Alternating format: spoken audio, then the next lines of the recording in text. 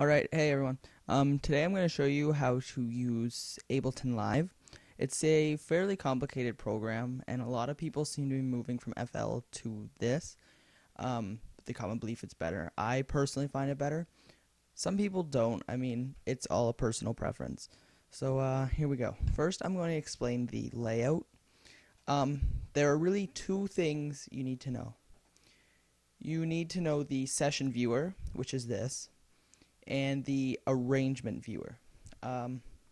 Very much like FL, would be your playlist where everything is placed down.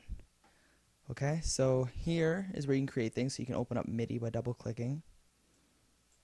You get your piano roll. I'll go into that later. Got your audio, everything, and then all you would do is you would drag like that into the corresponding slot, and there you go. You can loop them, do whatever you want. So this is where your songs would be built. Okay, so that's how you switch between the two up here. Very important to know. These are all your channels. So if we take, this is where your plugins are, this little plug. Let's take a Silent One, and you just drag it from there like that into there. Alright, so then you have that. If you have a MIDI keyboard like I do, you just hit the record function, and that's a little bit loud. That's how you can that's how you can preview. You can play with your MIDI keyboard, do whatever. Alright, so there you go. Another thing is how to write things on the MIDI keyboard. So let's open this. Down here is your length. It starts at 1 bar. We'll drag it to 4, and we'll just make a bass line. Pressing Control and then then dragging the current note will duplicate a note of the same length. You just double click to insert notes, just like that. Double click. So then when you want to play that specific clip, you click here.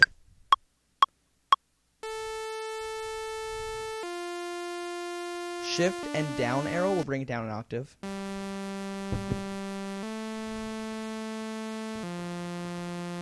Okay.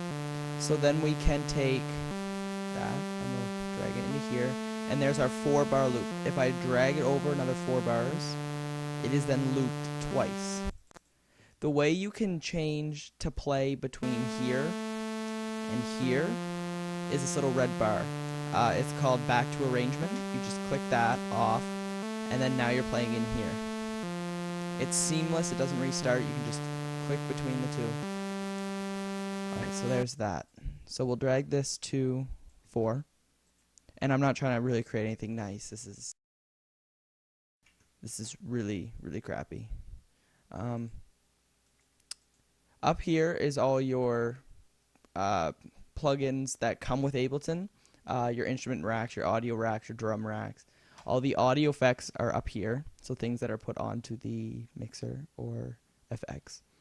EQs, compressions, chorus, auto pans, overdrives, phasers, reverbs, different things like that. So we're going to drag a drum rack, and this is one of my favorite features. Here's the drum rack. You can see I already have mine loaded, but you just drag effects onto there. Alright, so that when you open, double click on that, when you open it, you get them right here, and you can play all these on your MIDI keyboard. So if we do a kick like this, and then we'll get a clap going.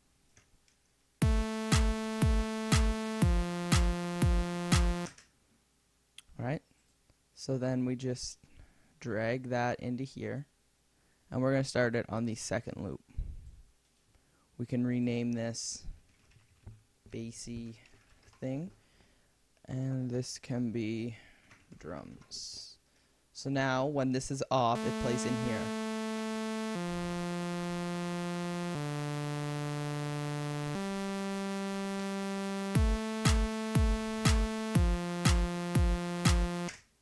Another thing we can do is add audio effects.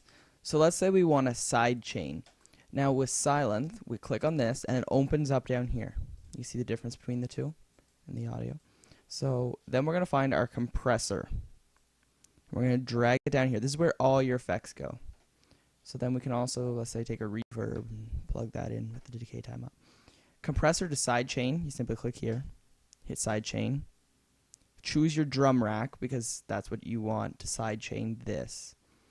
Then we click the thing we want to sidechain with.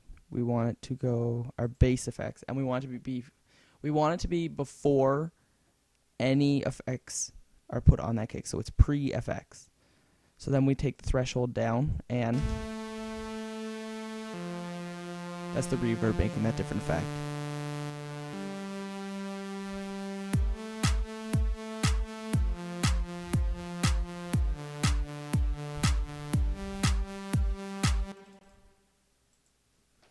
And now, that's how you put effects on. That's how you use the rack.